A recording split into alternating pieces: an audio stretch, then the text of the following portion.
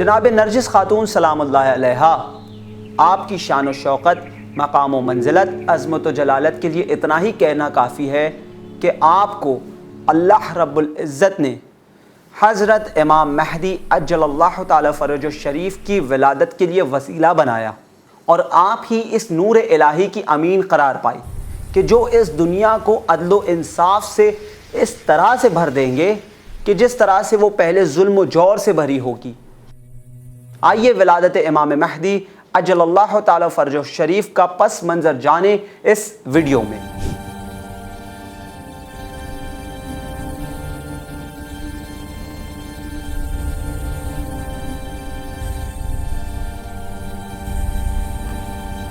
جناب نرجس خاتون سلام اللہ علیہا اپنے والد یشوع کی طرف سے قیصر روم کی پوتی اور ماں کی طرف سے حضرت عیسیٰ علیہ السلام کے وسیع جناب شمعون علیہ السلام کی نسل سے تعلق رکھتی تھی۔ اہل بیت علیہ السلام کے گھرانے میں آپ کی ورود کا حال مؤرخین نے کچھ اس طرح سے بیان کیا ہے کہ ابو ایوب انصاری صحابی رسول صلی اللہ علیہ وآلہ وسلم کی نسل میں بشر بن سلیمان نامی ایک بردہ فروش تھا جو امام علی نقی علیہ السلام کا صحابی تھا اور سامرہ میں ان کا پڑوسی بھی۔ اس کا کہنا ہے کہ ایک دن امام علی نقی علیہ السلام نے اپنے خادم کفور کے ذریعے مجھے طلب کیا اور فرمایا، اے بشر، تم انصار کی نسل سے ہو، تمہاری رگوں میں ابو ایوب انصاری کا خون ہے، اس لیے تمہاری محبت، دوستی اور وفاداری پر مجھے بھروسہ ہے۔ میں نے ایک خاص کام کے لیے تمہیں طلب کیا ہے، اور وہ شرف ایک کنیز کی خریداری سے متعلق ہے جس کے لیے میں تمہیں بھیجنا چاہتا ہوں۔ کیا تم اس کام کو رازدارانہ طور پر انجام دو گے؟ میں نے کہا، مولا، میری جان آپ پر قربان، آپ مجھے حکم دے۔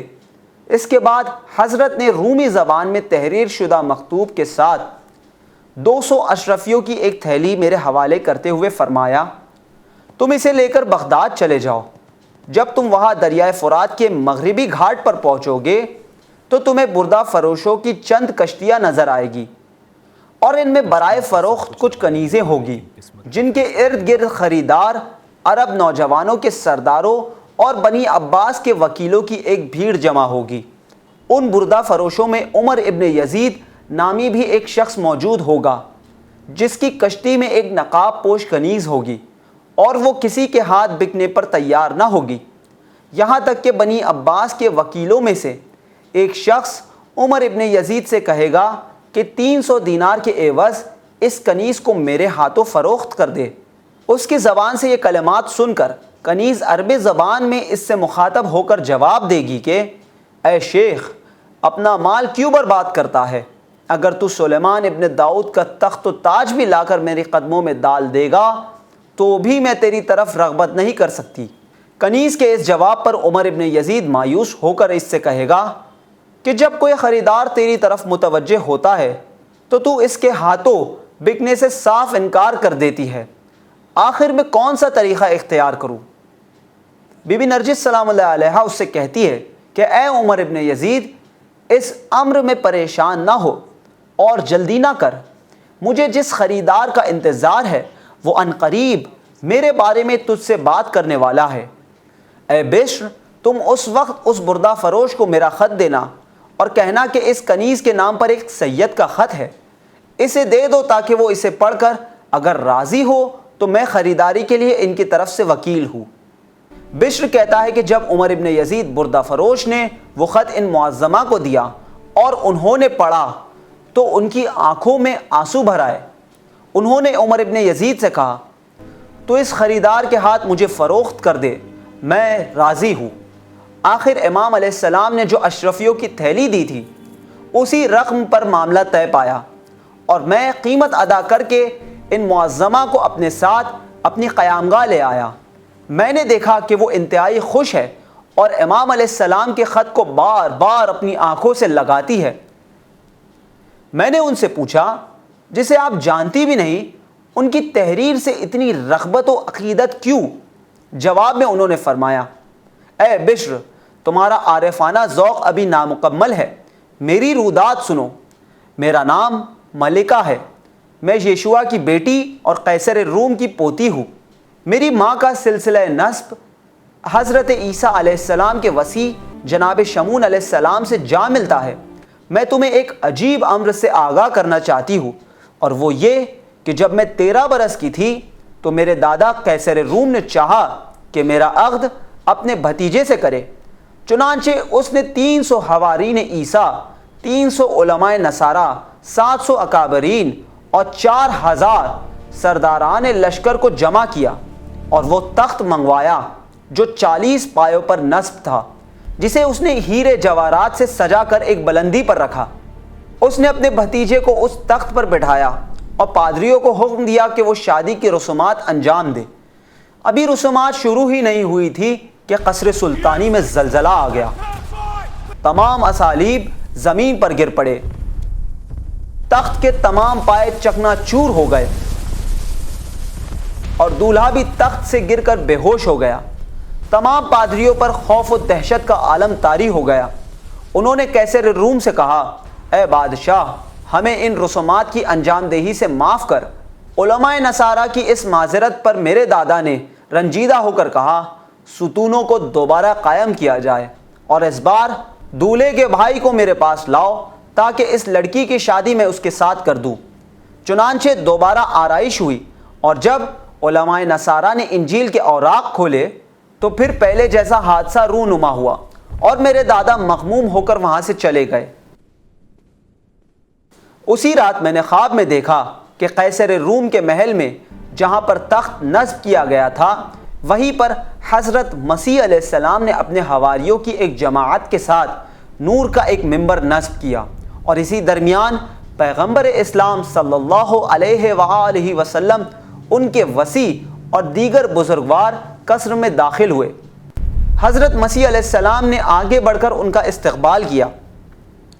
حضرت صلی اللہ علیہ وآلہ وسلم نے فرمایا، یا روح اللہ، میں اس لیے آیا ہوں کہ آپ کے وسیع شمعون کی بیٹی ملکہ کا عقد اپنے فرزند حسن عسکری علیہ السلام کے ساتھ کروں۔ حضرت مسیح علیہ السلام نے جناب شمعون علیہ السلام کی جانب دیکھ کر کہا، یہ بات تمہارے لیے باعث شرف ہے کہ تم اپنے رشتے کو آل محمد علیہ السلام کے رشتے سے منسلک کرو۔ جناب شمعون علیہ السلام نے فرمایا، میں نے کر لیا۔ اس کے بعد تمام حضرات جانب منبر تشریف لے گئے۔ حضرت صلی اللہ علیہ وآلہ وسلم نے نکاح کا خطبہ پڑھا اور اپنے فرزند امام حسن عسکری علیہ السلام کے ساتھ میرا عقد کر دیا۔ حضرت مسیح علیہ السلام اور ان کے حواری اس عقد کے گواہ قرار پائے۔ اس کے بعد میں جب بیدار ہوئی تو میرا سارا جسم کانپ رہا تھا۔ میں نے اس خواب کا ذکر کسی سے نہ کیا۔ 14 دنوں کے بعد میں نے خواب میں دیکھا کہ بنت رسول حضرت فاطمہ زہرا سلام اللہ علیہا اور جناب مریم سلام اللہ علیہا حوران جنت کے ساتھ میری مزاج پرسی کے لیے تشریف لائی، اور حضرت مریم سلام اللہ علیہا نے فرمایا، اے ملکہ، یہ سیدہ تیرے شوہر کی جدہ ہے۔ بس میں نے ان معصومہ کا دامن تھام لیا اور امام حسن عسکری علیہ السلام کے نہ آنے کی شکایت کی۔ آپ سلام اللہ علیہ نے فرمایا، کیونکہ ابھی تم دین نصارہ کی پابند ہو، اس لیے حسن عسکری علیہ السلام تمہیں اپنی زیارت سے مشرف نہیں کر سکتے۔ اگر تم خدا کی خوشنودی، مریم اور مسیح کی رضامندی اور حسن عسکری علیہ السلام کی ملاقات کی طالب ہو تو کلمہ توحید اپنی زبان پر جاری کرو۔ میں نے کلمہ توحید اپنی زبان پر جاری کیا تو انہوں نے مجھے اپنے سینے سے لگا لیا اور فرمایا، اب تمہیں میرے بیٹے حسن عسکری علیہ السلام کی زیارت ہوتی رہے گی۔ اس کے بعد مجھے امام حسن عسکری علیہ السلام کی زیارت خواب میں نصیب ہوئی۔ بشر کہتا ہے کہ میں نے پوچھا، آپ اسیروں میں کیسے شامل ہوئی؟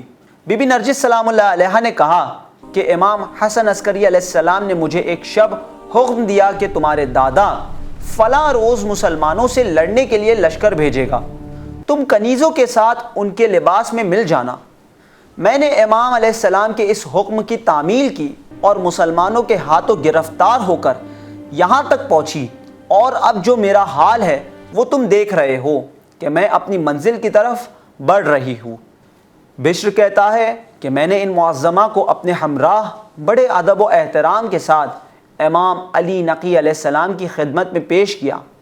امام نے ان سے یعنی بی بی نرجس خاتون سلام اللہ علیہا سے فرمایا، تم سے ایک ایسا فرزند متولد ہوگا جو تمام مملکت اراضی کا مالک ہوگا اور زمین کو اس طرح عدل و انصاف سے بھر دے گا کہ جس طرح وہ ظلم جور سے بھری ہوگی۔ بشر کہتا ہے کہ معظمہ نے یہ سنتے ہی سجدہ شکر میں اپنی پیشانی رکھ دی۔ اس کے بعد امام علی نقی علیہ السلام نے اپنی بہن بی بی حکیمہ خاتون سلام اللہ علیہا کو طلب فرمایا اور ان سے کہا کہ یہ وہی خاتون ہے جن کے بارے میں اکثر آپ سے تذکرہ کیا کرتا تھا۔ یہ سن کر بی بی حکیمہ خاتون سلام اللہ علیہا نے جناب نرجس خاتون سلام اللہ علیہا کو اپنے گلے سے لگا لیا اور امام علیہ السلام نے انہیں یہ حکم دیا کہ ان معظمہ کو اسلامی تعلیمات سے سرفراز کرے، کیونکہ یہ ابو محمد علیہ السلام کی زوجہ اور مہدی آخر الزمان علیہ السلام کی والدہ ہے۔ ناظرین کرام، اس واقعے کو اتنی تفصیلی طور پر بیان کرنے کا مقصد یہی ہے کہ لوگ مادر امام زمان عجل اللہ تعالی فرج الشریف سے، ان کے وجود، ان کے مقام و منزلت، ان کی عظمت سے آشنا ہو سکے، اور خداوند عالم کی بارگاہ میں ہم دعا گو ہے کہ ہم سب کو امام زمان علیہ السلام کے اعوان و انصار میں شمار فرمائے اور ہمارے زمانے کے امام کے ظہور میں تعجیل فرمائے۔ وآخر دعوانا ان الحمد للہ رب العالمین۔